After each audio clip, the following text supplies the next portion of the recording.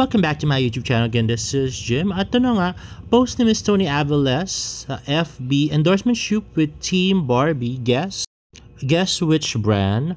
Mighty Clean yan. O, di ba? Mighty Clean.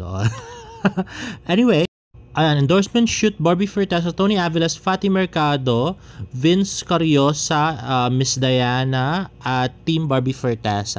At ito nga ay Instagram story ni Genre at dun nga sa Vitamilk na commercial ni Miss Barbie Fortesa ay meron ding commercial si David. Hindi namin alam kung magkasama or magkahiwalay. So ito, post ng Vitamilk Philippines. At ito nga, post na Vitamilk Philippines. What happened, David? David Licauco is all set to load up with Vitamilk in this sneak peek. Catch the special viewing September 8. More details coming soon. O, mukhang problemado si David sa script. Baka yun yung sa Siargao. Charot. At confirm na nga yung IG post ni Barbie na flowers ay galing kay Jameson Blake. Ito nga ay pinost ng Barson Fanatics Runner. Ayan, si Jameson Blake ay merong picture na merong exact roses with Hello Kitty. At katulad nga nung dala-dala ni Barbie sa kanyang bahay. At ito nga ay galing sa Wendy's Flower Shop, which is in Angeles City. Uy, malapit lang. At ito nga ay post ng Wendy's Flower Shop. Thank you, Mr. Jameson Blake, for choosing us. We're honored you picked up and hope the bouquet brought joy. Uy, wow. Oo nga. Pinost naman ni Barbie? Siyempre, may brought joy yan. At ito nga nakakainis. May nag-comment ba naman doon na isang bardo de Lulu? Si Zenith Dakar, sabi niya, yung flowers na yan ni Jimson ibibigay para sa Great Basher na si Pinote at si Jim para sa lamay nila. Mauna ka! Gagang to. Mas patanda ka pa sa akin eh. Tapos ngayon wala ng project yung Barda. Sigurado uuwi kang luhaan dahil hanggang February pa matatapos yung Never Say Die. Tapos may bubi pa si David at saka si Jillian. So, alat na kayo ngayon.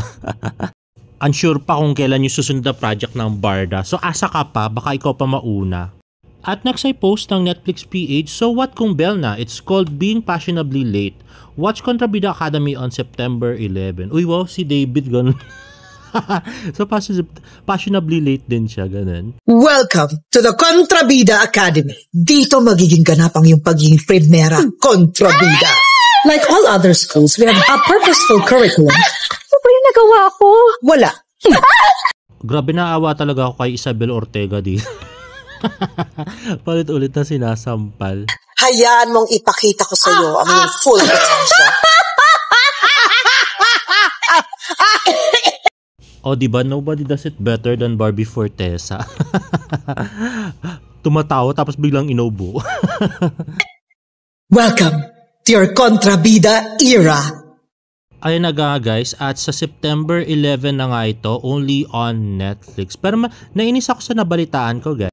Ayun nga si Rob Roxanne, calling all Barbie and David fans out there, let's join Twitter party and Netflix streaming of That Kind of Love in Netflix on September 11, 2025 to show our utmost support for our dearest Barbie and David. Save the date, loves. Tapos, ito pa, nagsulat pa siya doon sa picture, inviting all Barda fans to join our Barda Comeback campaign by watching together That Kind of Love streaming on September 11 on Netflix. Let's make it top 10 most viewed movie for the day. And join our social media hashtag party on September 11 using the Barda Padin, Barda lang sapat na hashtag Barda Fight.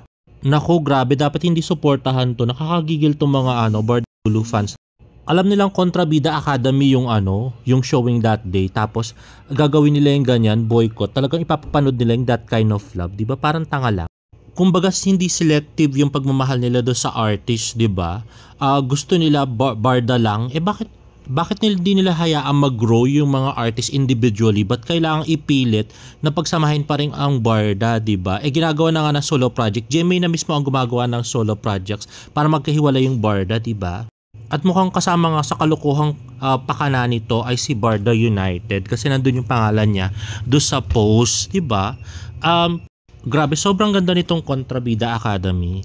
At dahil dito sa Contrabida Academy, may chance si Barbie Fortesa na maging isang sikat na comedian at magkaroon pa ng maraming comedy movies because of this. So, sana po wag nyo pong tutulungan itong mga Barda de Lulu na to na mag-boycott ng Kontrabida Academy.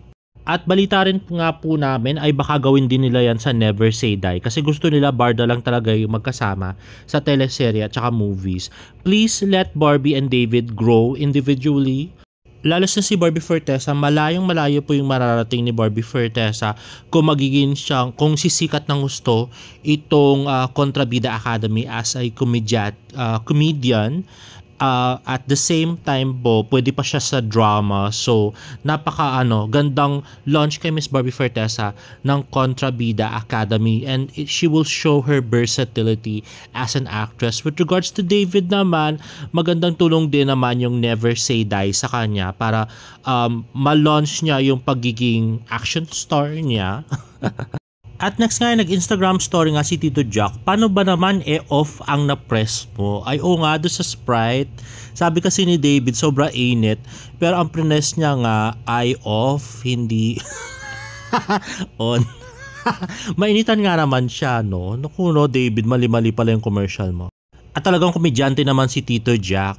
Anyway, at next nga ay ito na nga daw yung plot ng Never Say Die. So, ang balak daw nila ay gagawin nila tong parang filay. So, from enemies to lovers daw ang peg, katulad nung kay Clay at saka kay Fidel. Pero syempre modern times, at this time around daw ay si Jillian daw yung magpapa-cute kay Andrew or kay David, at si David naman daw yung seryoso. So dun daw mabubuo yung love story ni Andrew at saka ni yung character ni Jillian na hindi ko alam ang pangalan. Anyway guys, if you like this video, please give it a thumbs up and please subscribe to my YouTube channel for more Barda updates. See you in my next vlog. Bye!